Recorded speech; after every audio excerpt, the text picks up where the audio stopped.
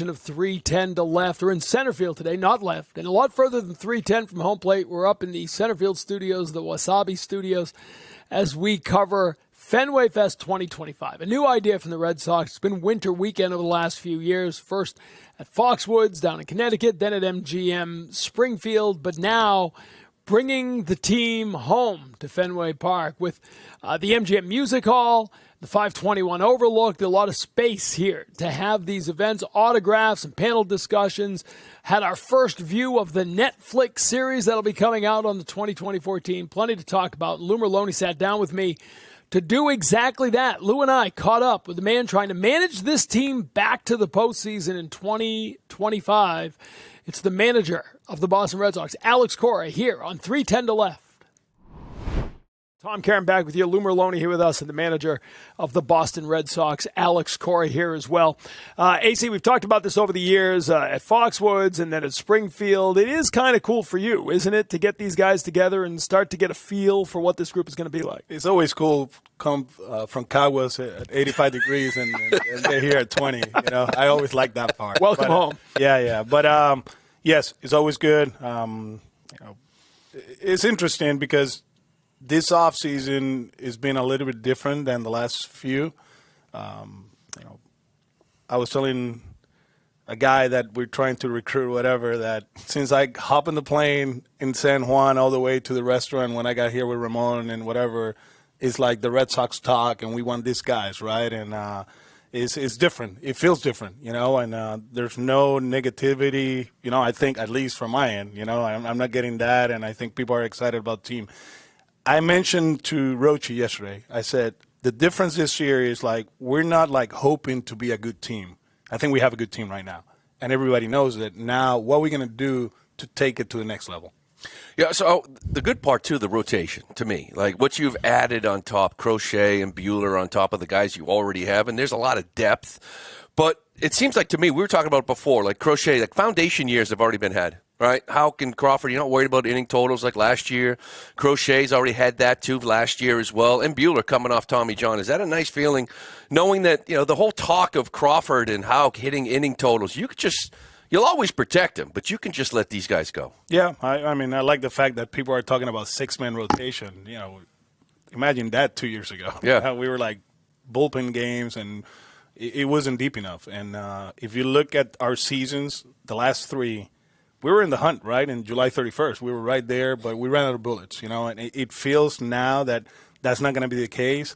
Injuries happens, guys are going to slump. We're going to have to skip a few guys here and there, but I do believe that we are as deep as I'm not talking about talent-wise, 18, right? When Hector and BJ were part of it, they were good pitchers, right? And you trusted them early in the season that, you're going to go. Palmer was going to come in. Eduardo was going to come in. But you felt like you had 7 or 8 guys that were capable of going out there and give you 6 innings. And I feel that way this year. Lou won the over-under on when you bring up Hector and Brian Johnson. I always said, in 2018, you bring up Brian Johnson, Hector Velasquez, you light up. And you've got a lot of those guys, whether it's Cooper or Fitz or Priest or whoever it may be. And that's what you're talking about. That's the most important thing. When something happens, we're not going to try to, okay, it's going to be a bullpen day. Of course, the first things first, you have to have a flexible roster, right, that you can actually, send somebody down, bring them up, and you can keep doing all that stuff, right? But it feels comfortable now that, Coop last year, go ahead, go 5, go 6, Fitz last year, he pitched well. So we're in a good spot. We're in a much better spot than last. You mentioned 6-man rotation, AC, and that's going to be something that's available to you now because you'll have that depth. Is it something that if you decided to go that way, you'd have a 6-man rotation as kind of the default thing, or is it something you just deploy once in a while when somebody needs a blow or when somebody's gone short in a certain game? We'll talk about it. We actually have meetings tomorrow with the coaching staff and the training staff and the front office. One thing for sure, the schedule this year is different. Early on, there's a lot of games, and then in June and July, Thursday we can hang out. Yeah. Let's hang out. A lot of Thursday golf. The Coras are actually planning on this one. And you know how I don't, let's not be polite, whatever. The Sox are in Milwaukee, I'm thinking. And then Thursday, Shakira is going to be here in Fenway. I'm flying here to see Shakira. Before going back on the road. Oh, yeah, and then we go on the road. Yeah. I mean, the schedule is amazing. No, but all kidding aside, like early on, we might need to do the 6-man rotation, but then June and July, we'll see where we at, and we can use Thursday as to skip a guy or reset the rotation. I think that's a luxury for us, like if you can get enough off days and you can skip guys and make it work, August and September should be fun. Yeah, so offensively is probably the one area, right, that we're waiting to get addressed here. Like Tyler O'Neill leaves, but that 33% K rate kind of walks out the door too. But it doesn't mean it's fixed, right? Because I look at that lineup now, who you have, there's still a lot of swing and miss. And I think that's probably the one area we'd like to fix. How do you fix that? And obviously there could still be some moves as well. I think it starts with health. The swing and miss part of it was big early on. Then we kind of we were better halfway through it. The guys that were striking out early in the season, they struck out the whole season. Rafi started striking out. Yeah. And the shoulder situation put him in a bad spot. And if you look at Rafi since, Colorado, I think it was, he swung and missed in the zone a lot, and there was huge spots for Rafi throughout the season, especially late, and he wasn't able to catch up with fastballs. We always talk about the fastball up. We always talk about Houston, whatever. But what was going on, it was, that's not him. So having Rafi healthy is going to help. During the offseason, there were a lot of plans, a lot of things that the guys needed to do, to fix their swing. One of the things that I told Pete and the group, we got to recognize which fastball you don't hit. And we work on that in the offseason. If it's a four-seamer, work on the four-seamer. If it's a cutter, work on the cutter, right? Maintain your strength, but you have to work on your weaknesses because I think the league is at a point, throw your best stuff as much as possible and you get the results. Last year, I felt like teams made adjustments against us. Like we faced the Padres, and they just played, say, Atlanta. And against Atlanta, they threw a lot of sweepers, a lot of soft stuff, and all of a sudden against us, they just rely on the fastball because they recognize that. It wasn't like, okay, the Red Sox are throwing sweepers, that's what they're going to do, right? No, the league adjusted to us. It took us a while to do the same thing. So in the offseason, there was some work done, and hopefully we can actually make more contact. We sat in Springfield last year, and everybody's talking about Jordan Montgomery, Blake Snell, right? They were still out there. There were guys out there. And you had a lot of teams looking and a lot of fan bases thinking, all right, this team could change if this happens. Same thing's kind of happening this year, but it's more about offense, right? And Bregman is the name, right? Teoscar Hernandez came off the board, but Bregman's a name that everybody's talking about, not just here. They're talking about him in Detroit. They're talking about him in other places as well, but they're talking about him here because he would fit. You've got a history with the guy. What would he do? And I know we're not going to talk about a guy who doesn't have a spot on this team right now, but we all know the guy. We know he's got the winning pedigree. What would an Alex Bregman do for this team? Well, I can not go into specifics of the free agent, but I think is a pull hitter that puts the ball in play, and he's a good defender. The intangibles are the intangibles. We all know that. The kid, he's a winner since LSU all the way to the Astros. Obviously we did what we did in 2017. And if you think about it, he put that in the past, right? Like he kind of took that team on his back. This is what we're going to do. We're going to put 2017 on the pass, and we're going to be a good team. And, he's been amazing. He's been amazing. By the way, great job by our editors. Just one left field home run after another. Just imagine full side home runs here. Where would he play? If you or a guy like that, there's a lot of talk about third base. Is Rafael Devers your third baseman? Rafi Devers is our third baseman. Alex was a Gold Glover at third base, and we all know that. But in 2017, I had a conversation with him, and he needed to play third because he was Correa and Altuve. I always envisioned Alex as a Gold Glover second baseman. His size, the way he moves. It felt kind of like you will be a second baseman, but he has played third base at a high level. So we'll see where he ends up, and we'll see where he ends up playing.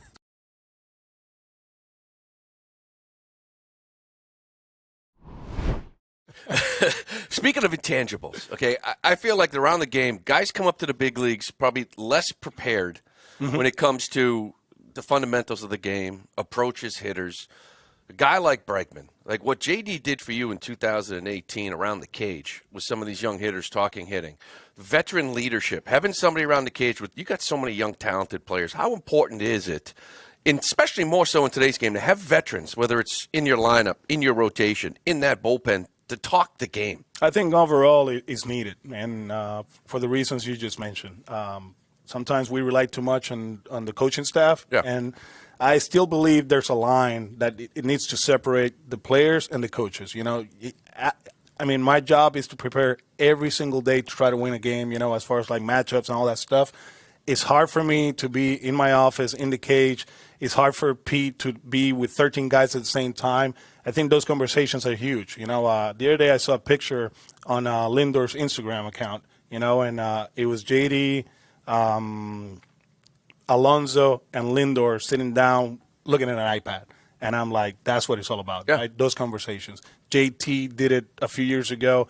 Schwarber did it, right? When he came in at the end of 21. He didn't change the offense, but he changed the culture around the cage. I mean, I still remember the first meeting we had. We were in Tampa when he got traded. He got there the second day, and we were facing the lefty, Yarbrough, right? And Yarbrough at Tampa, he was always good against us, right?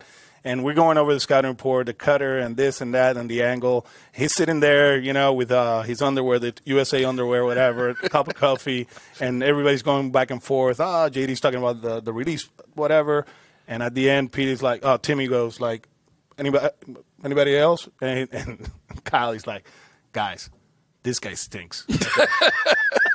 Let's go get him. Yeah. And it was like, okay, because there was a transition, right? Like we needed JD Martinez in 18 to lead the group, but at one point it was getting too much, like too analytically. Right. Scientific. It was, very scientific. So we needed kind of even it out, and it was amazing. Well, it means more coming from your peers, to your point. 100%. Remember, I played for Eric Wedge, and he was like, I need you. Because at that time, I was towards the end of my career, but he's like, I need you, because the coaches can only say so much when it comes to another player. I went there the next year after you. Yeah. Yeah. So, but you played so you replaced him. So you replaced me. Yeah. But you were a better player. Smart move. You were actually. Look at your numbers. You have a better big league career than me. That's right. But that brings up an interesting point. Like, you worry sometimes the way this game has gone that middle class of players being squeezed out, right? You got superstars making a lot of money.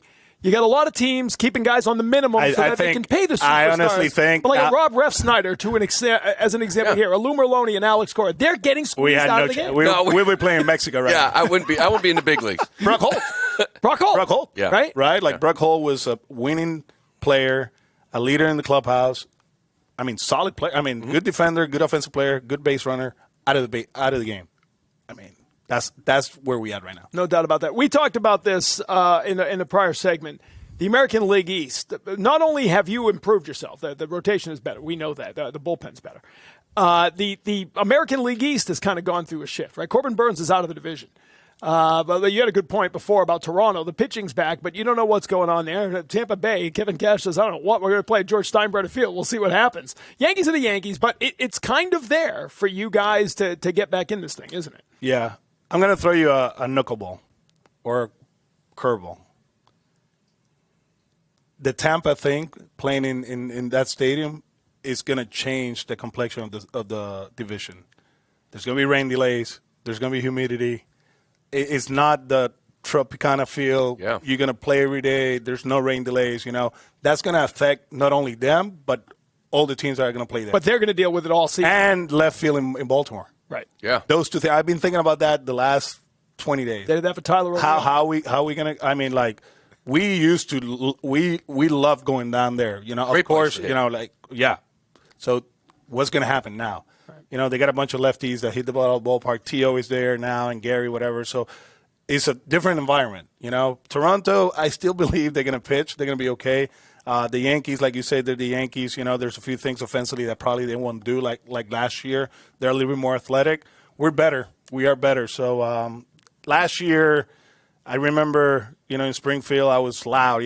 World Series, we're going to do it. We're going to do it. We're going to do it. I needed that for the group that we had last year. This year, we have a good team. Now it's about work. What we're going to do to take it to the next level, and hopefully we can. We got to get back to play October baseball. That's the bottom line. Yeah. One thing I want to ask you, the young kids in this organization, we know like now it's a big three, right? Because one of the big fours went out for Garrett Crochet. You know, somebody asked me about the big three yesterday. I was like, the Celtics? Yeah, Bird, Parrish, and McHale. I forgot. I've been hearing about the big four the whole time. I was like, oh my bad. Yeah. Let's shift it. You know how it is, right? You walk into spring training. We're sitting here the second, third week of March. One of them is going to be hitting 380. Yeah. One of them. Yeah. Right? So how do you – I always say, like, who are they doing it off of? Are they hitting AAA arms? Yeah. Guys they faced all year, or are they doing it off Corbin Burns, right? How do you sort of temper that? Do they have real chances? Obviously, you still got maybe additions for this offense, but how will you approach spring training with some of these kids? Well, they're special. They're good players. The one thing, and hopefully we get the message this week, you know, like whenever they get here, I don't want people to think that they're going to carry this team. You know, like we lived through it with Jacoby, with Dustin, with Jaron, with Casas, with Mookie, with Sander. They were part of the equation. Petey wasn't here in 07 to be the guy, right? He was just here to be the second baseman. You're hitting ninth, whatever. At the Don't end of tell the day, him that. Oh, well, yeah. I mean, the last 3 weeks have been crazy. You know, yeah. But he ended up leading off, hitting second, whatever, and that's what we're trying to accomplish here. These guys are going to be established big leaguers if they're healthy. The kids were up there, Angelica they were upstairs, and on YouTube I go, well, you know what? Let me take a look at the highlight reel of Roman Anthony. You know, I was like, oh, yeah, that's good. You get excited, but in spring training they're going to play. We always do that. We did it with Valdi. We did it with Abreu. We've done it with Casas, Rafaela. They're going to get at bats. What happens next, we don't know. But at one point, I truly believe that somebody out of those guys, they're going to come up here and they're going to contribute. All right, I want to ask you finally, you know, this is – I always remember in I forget, it's either 04 or 07, they won the World Series, and then the next year, like, opened on the road, long road trip, and, you know, every day you go, we're the world champ. We're the world champ. Yeah. Very different this year. You're coming off 3 straight, no playoff years. But as this season begins, as this spring training begins, this Netflix documentary is going to come out.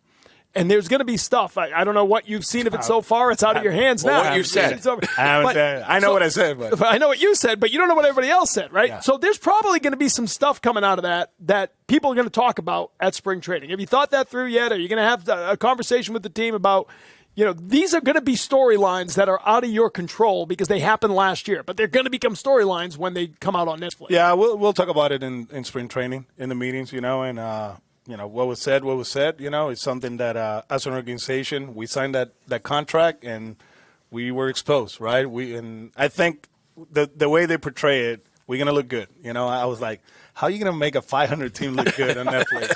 And they're like, we guarantee you we're going to look good. So everything I'm hearing it's been great, you know, and a lot of energy, a lot of stories, you know. It's not the story of the 2024 Red Sox.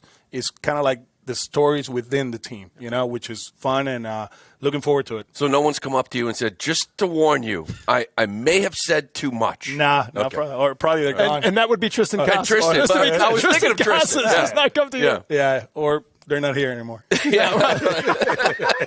Listen, Nesson's been making me looking for 29 years. They can do great things with that. You're going to be okay. Is that long underwear? Are you're ready for it? You're ready for it. I mean, this is great. But it's not Puerto Rico. There's no doubt about that. No. All right, people are waiting for you. AC, thanks for dropping by. We appreciate it. Thank you. Happy New Year, Happy New Year. Let's have a great season. All right.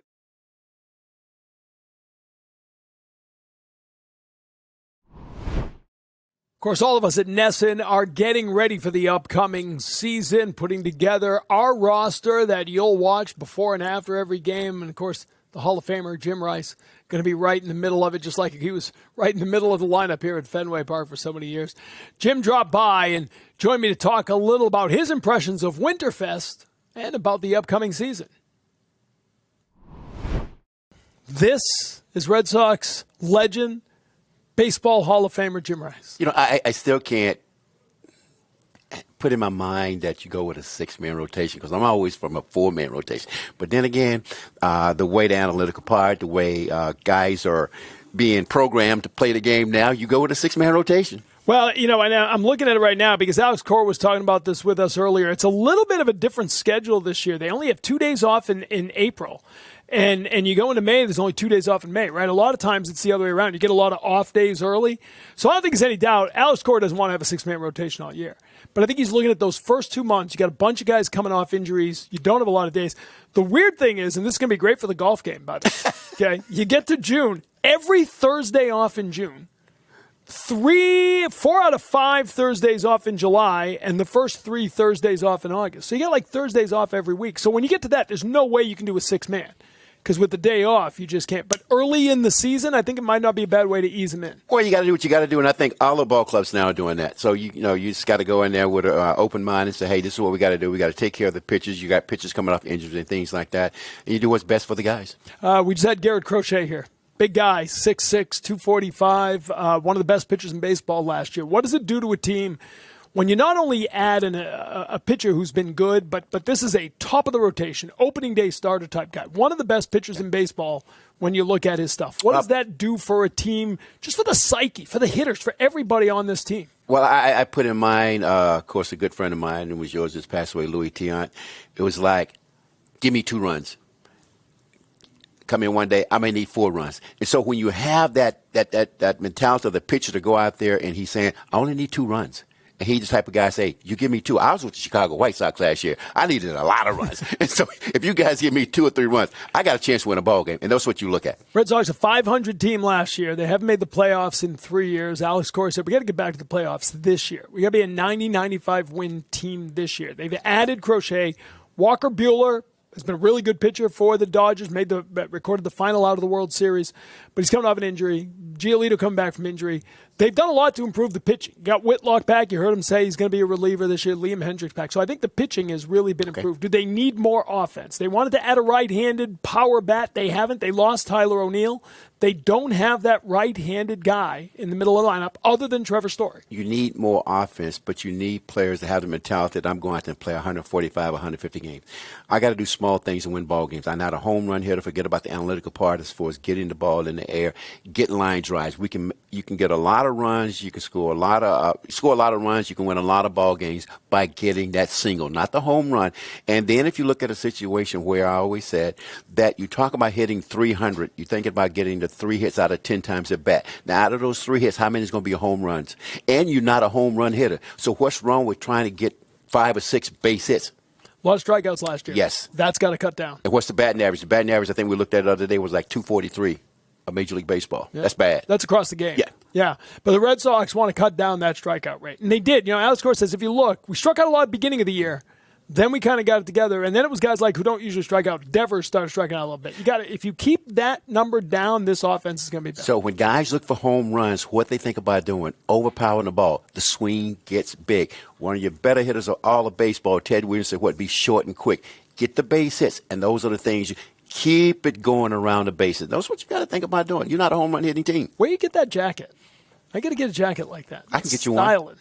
Got fur on the inside? I can get you one. I get you a good deal, partner. Get you a good deal. How's your off-season been? I haven't seen you. Well, I get a text from you once in a while, but, I don't see you. We in South Carolina. We went to South Carolina. We went a little earlier this year, and the wife is still down there. I'll probably be going back down there. And this is what she said. She said, we're getting older. We can't stand this cold anymore. Let's go to South Carolina. But we had snow yesterday. Smart woman. I saw that. You guys had snow in the South? I haven't had snow in 5 years. Did you have trouble getting up here? No, not at all. No.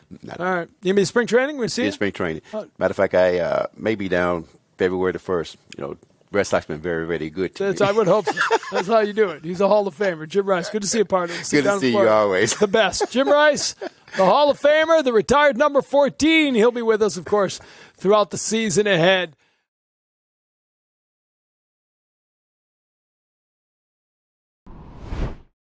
Still a lot of questions about the upcoming season. Will the Red Sox add a right-handed bat? Will they add to the bullpen? A lot of free agents still out there, and there are plenty of rumors about potential trades as well. The man overseeing the whole operation, Sam Kennedy, is the president and CEO of the Red Sox, and he sat down to join Lou Merlone and me to talk about the upcoming season, the work that could still be done, and what he has to say to fans who believe this team needs to spend a little more to make it back to the postseason. Sox open on the road in Texas late March. A lot of things to talk about between now and then. And here to join us to talk about all that, President CEO Sam Kennedy of the Boston Red Sox. Sam, talk a little about the move. This was winter weekend at Foxwoods, then Springfield. Now you got Fenway Fest. Here, everything happening down at MGM Music Hall and on the ballpark. Why the change? TC, can I have a shameless plug first for someone who's very important? Well, you came in with the Dunkin' Donuts mug. No, far more important. Today, my dad turns 83 years old. Come on. I just want to wish him a happy birthday. Happy birthday. Happy birthday. Tom Kennedy, the best. There you go. We got the music queued up right now. Happy birthday, Tom. We all fell in love with this team because of our mom, our dad, our grandmother, grandfather, and I'm here because of that man. And so, Dad, and because he had access to cheap tickets. Yes, that's how you became a Sox actually fan. I know free. the story. Actually free. See? He was an Episcopal clergyman, clergy pass, got him for free. Isn't that amazing? Yeah. And then he would keep the pass, and I would just come in and gate D and just walk right in. It was amazing. All right, now you hear us, Big Cheese. Yeah, no. Talk about bringing it to Fenway. How'd this come together, and why'd you decide to bring it in? Well, you know what? It's just we have such a incredible asset here in the ballpark, and so we'll see. We used to have Christmas at Fenway here years ago. We had the winter weekend thing at Foxwoods and then MGM in Springfield. This is a very different event. It's a Fenway Fest really designed to connect young fans with our players through meeting them in person. And we're going to kick off the Netflix a little bit. There's not a full episode, but a couple snippets. I did tell our team I think we do need a little bit of an advance warning. Some of the content might not be totally PG not safe for work. nature, but it's going to be amazing. I think of us as like fans growing up here. Obviously, this guy played, but the access that these guys had is extraordinary. And Red Sox Nation and around the globe are going to see camera angles and content that they've never seen before. We have no control, by the way. We don't know what's coming, which is a little scary. 2002, I couldn't get Merlone to give me an interview. And now there's cameras following around everywhere. That's how I was a diva. What can I tell you? Sam, we talking to Cora about like how special this weekend is, right? Because he gets to see his players all in one room. For you guys, for an office side of it, ownership side of it, it's a lot of business going on in the offseason. Is this really the first time, you see the players, it's almost like, okay, here we go. Now let's start getting to some baseball? Yeah, it's a huge credit to Alex and to Brez and to these players because they don't have to do this. They don't have to come into Boston, into Massachusetts on a snowy day in January. But we like to get the team together to start to get a sense of what we have, who we have. It's the first time they're together. Went to the Celtics game last night. Be here today greeting fans.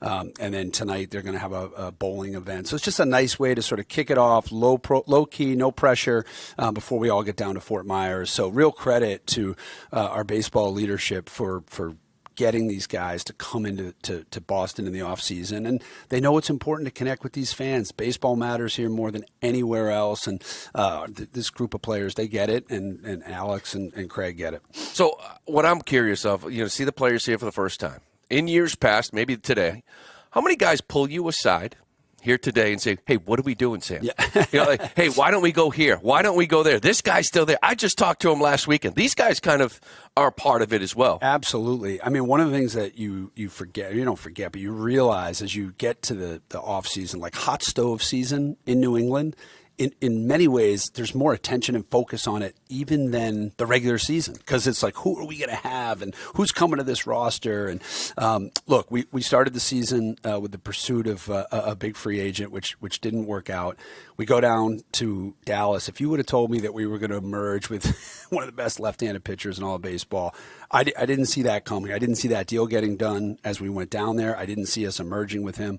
We did. It's really exciting. We've added two, we think, top of the rotation guys to a group that's got three young guys who gave us 30 starts each, which I think will really help take some of the pressure off of them. We got Lucas Giolito coming back. Pitching was clearly the priority this offseason. We still have work to do, obviously, but we got a lot of guys coming back off injury, and we're excited about a team that's going to win over 90 games and hopefully win that division and get us into the postseason. And we're set now with that group for the foreseeable future. And that was the goal, to get us to this position where we've got a sustainable group that could be competitive year in, year out as we go forward. Crochet's young, 25 years old. You talked about one of the best left-handed pitchers in the game, one of the best pitchers in the game. and he'll be at the top of your rotation. 2 years left on his contract. Internally, is there a plan to try to get him extended at some point? Yeah, look, there is a plan for a lot of our guys internally to try and extend. That's something that is really important for great organizations. In our 24 years, there's been really important internal extensions that have led to World Series championships. So that is a goal and a priority with respect to Garrett, but also to other guys in our organization. It's something that I think we missed on over the last 5 or 6 years, if I'm being honest. Maybe even going back 8 years when you think about Mookie and Xander and some of these guys that you would have liked to have gotten long-term deals done with. It's not that we didn't try, we just didn't get there. And what we learned from that, because we need to have this core group of young, talented players a part of the Red Sox for the next decade. You've talked for a little while, and people sort of forget that you have said this over the last few years, that these things are cyclical, that you want to be sustainable. So you've rebuilt the farm system. I just saw that was one poll of executives named you the best farm system in baseball, and that was even after trading away 4 prospects to get Garrett Crochet. But the splash in free agency hasn't happened the way fans want yet. Walker Buehler's a good addition, obviously. As you said, it began with you in the Soto sweepstakes, and doesn't get any bigger than that. That was the biggest contract in history. Has it been frustrating because you've tried and haven't gotten there? Has it been the right guy hasn't been there? And there's still guys out there. We're talking about Bregman a lot today here on this air. Yeah. Take us through this offseason, how it's gone compared to what you've hoped, and maybe what you can still do before the end of it. Well, we've got 2 months to go until opening day. That said, free agency is really, really hard because great organizations play in free agency. You have to play in free agency. You've got to sign guys. It is a blind auction process. And so you don't know, you're not, obviously given the rules, you're not allowed to talk to other teams. You're not allowed to talk to agents to find out, where deals might be. So we have to be aggressive, but we also have to be disciplined. And when you're disciplined, that's probably the most disappointing thing for fans when you're not able to get deal done with a guy like a Juan Soto or a Max Fried, for example, guys that you're in on and then you don't get there. And when we understand that, we take that criticism. It goes with the territory. What we have to focus on is winning 90 plus games, hopefully 95 games, win that division, get into the postseason, have depth around the diamond, have depth in that rotation, have a strong bullpen so we can get back to where we belong in October. But we're happy with the offseason in terms of where we are so far. We really are in terms of our needs, but we still have got work to do. We were talking to Cora earlier, talking about veteran leadership and how a lot of young kids come up from the minors and maybe less prepared fundamentally than they ever have been. And without getting into specifics, there are still free agency still out there. Like I said, no specifics, but there is a guy that can play second that's played for Alex Cora for many, many years down in Houston, who's kind of still out there. But how important is it to be engaged in that? I know you're still talking about middle of the order bat. And when you look at it, it seems like there's really only one guy out there that kind of fits the bill. So where does that go offensively to change what this lineup looks? Yeah, again, without getting into specifics, there are no one specific. Yeah, there are players out there that fit the bill, and it's just you've also got to do a good job of building your own organization from within. And you mentioned the number one farm system in all of baseball. Whether we're 1, 2, 3, 4, 5, again, these things are really hard because projecting where young guys are going to go. To your point, how are they going to react when they get to the big leagues? What's it like to be on this stage? We talk a lot about Pedroia and how he sort of embodies everything you want in a Boston Red Sox. Well, we all remember what it was like when he first came up, right, in the struggle. So that is real. So finding proven guys to come in and perform at Fenway is really, really important. And so that's why we are engaged in free agent conversations. But you just don't know where they're going to take you. So you have to be ready to do it via free agency or via trade or internally, and we'll see where it takes us. So it's really been a great formula, Lou, to have. As you know, when we've been good and successful here, we've had that right young core group of homegrown players with outside members of different organizations coming in either through free agency or trade to sort of push us over the top. Well, yeah, and that's where I think we're getting to. Those are those winning teams, right? Yeah. You've had the veterans to go with this great young core, and that's personally what I don't see, like the veterans to go with this outstanding young core you have? Like, to me, it's how valuable is that? How important is it? I'm going to tell some of our I'm going to tell some of our veterans you said that, Lou. Yeah. Well, I'm just like Jerry Duran's one of your best hitters, and I see him looking at the cage and looking around wanting to talk hitting, and he's with Abreu and Rafaela and the young kids Campbell and Costas, and it's like, who can I talk with? Yeah, Luke, I think you're underestimating some of the guys we've got in that clubhouse, whether it's Trevor Story or Rafael Devers or some of the veteran guys that have come in. I mean, Walker Buehler, this guy's going to be a force. I mean, he brings it each and every day. So I would push back on that a little bit. I think we've got the best manager in baseball in terms of leadership. So I think I'd give this group a chance and let's see. And if we add to it, great. If we're able to, we will. But if not, if additions come in other ways than sort of the guy you might be alluding to, we'll work it out and we'll get where we need to be in the AL East. Rafael Devers isn't here today, right? And you talk about him as a guy who is sort of the center of that conversation, but we know it's a different personality. Right, he doesn't want to be the face of a franchise. He doesn't want to be. Maybe he does. Maybe, but from what I've learned talking to him over the years, he just wants to be one of the best hitters in baseball, which he is. Yep. He wants to improve at third base defensively, but he doesn't necessarily, want to be the guy who's out there as the face. He's the highest paid guy on the team. He's one of the highest paid guys. Is he the highest paid guy in the history of the organization? Biggest contract. Some of that goes with that, right? Yeah. So how do you balance that, right? Like, not asking a guy to be someone he's not, yet, here's your role on this team, and here's what we need from you. Take us a little through that conversation. Yeah, Rafael Devers is going to be just fine. He's going to lead us by what he does on the field. This guy's an elite hitter. He played through – he's old school, too. He played through injuries all last year. We're counting on him. We rely on him. He's a great young man. He's very, very accountable, and he plays hard. He plays hurt. He expects a lot out of the younger players. He expects a lot out of us in the front office, and he wants to. He's won a championship. He wants to be a part of a team that's built to win multiple championships. So we're really excited. We've got Rafi, and he's obviously at the center of everything we're doing. I want to ask about free agency because I find myself this winter talking a lot about Manny Ramirez. And in 2000, the Red Sox, I've told you this before, Lou, but in 2000, the Red Sox had TC, turn the page, man. No, I got to live in the past. I'm old. That's what you do. But in 2000, the Red Sox had kind of become a place where a lot of free agents weren't going. And Dan Duquette essentially bid against himself, right? Overpaid to land Manny Ramirez. It was a huge contract. I'm just remembering, I don't think the iPhone was invented. No. I got my first one in '98. I might have had the flip phone. We're going back. I might have had the flip. No, but 2000. Learn from history. Were you in high school? I was here working at Nesson. Learn from history. So the point being, the Red Sox had to overpay to land Manny Ramirez, and it kind of ushered in an era where the Red Sox once again became a destination for free agents. Yeah. And you talked about discipline, right? And that's the difficult thing for any franchise in any sport to balance, right? You want to stay disciplined. You want to stay within the value you set for players or free agencies. But sometimes you got to overpay to land the guy you want. You overpaid, in the eyes of a lot of people, for Masataka Yoshida because you thought that bat would help this team. Right? There are times you overpay. Where are you now in that, and how do you make those decisions? It's a case by case basis, right? A specific free agent. You would have overpaid if you got Soto. That's a lot of money, right? So.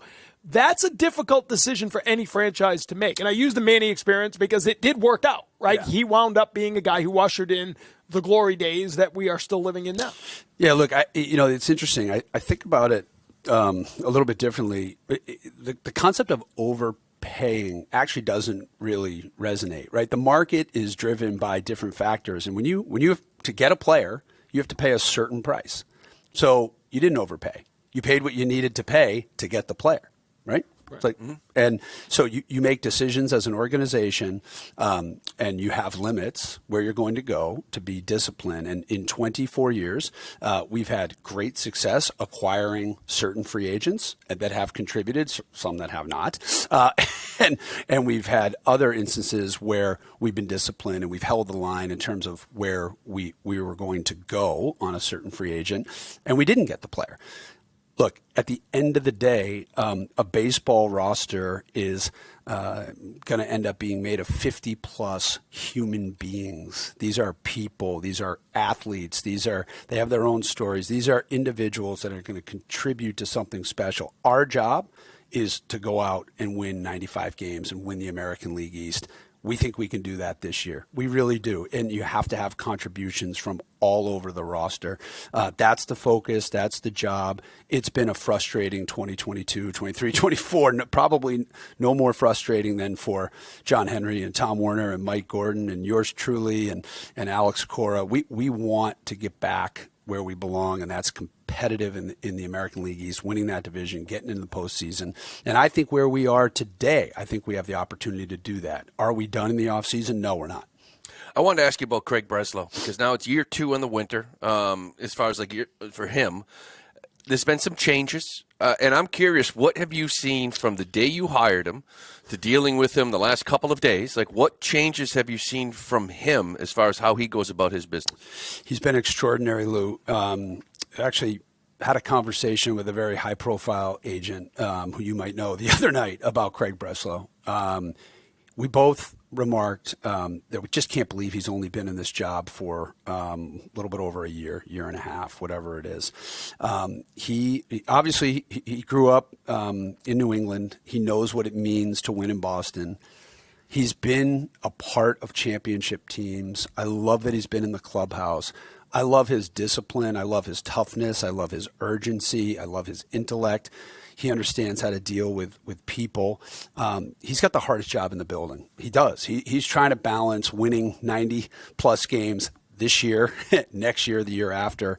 And so we've given him the hardest job in the building, and he has so far been extraordinary, and it's great to have him back as a part of the Red Sox organization. I think he's going to be one of the elite general managers in the game. I'm also curious, too. It's been a year now since you've brought Theo Epstein back into the building. How would you classify his involvement? Because I think a lot of people, when they brought him in, they said, okay, what is this? Is he an advisor? Yeah. Is he a guy that's right at Breslow? Is he going to help him in his young career? Like, what's his involvement been in the organization? It's been hugely impactful. He really, someone who's been in that seat, and having someone who's been in that seat, who's built organizations in Boston, in Chicago, consistently won championships everywhere he's gone. We obviously grew up together, literally and literally in baseball as well. But to have him at the end of that phone or end of that Zoom for me, for Mike Gordon, for Tom Werner, for John Henry, for Craig Breslow, for AC, he's been huge. He's not here every day, so he is in kind of a senior advisor capacity. But just to gut check sort of decision making and where we are. Listen, he doesn't agree with certain things. He agrees with other things. He's got strong opinions. He's been an unbelievable mentor and friend to so many of us in the organization, and he's very actively involved in everything that's going on at Fenway Sports Group, sort of next evolution for him. All right. We are not that far away from spring training. Excited to get down there, especially on a day like today. On a day like this, it really makes you appreciate it. All right, we're going to go down and watch the trailer from Netflix. You ready for this? Yeah, let's give the... are you going to be watching it kind of like trepidation? Like, are you... Yes, yeah. yes. Yeah. No editorial control, don't know what's coming, but excited to see it. All right. It's just like an appearance on Nesson. Yeah, right. Where it's going to go. Sam, we always appreciate it. Appreciate it, guys. Thanks a lot. Sam Kennedy with us here as we warm up the hot stove on a day when you need it. Gorgeous day.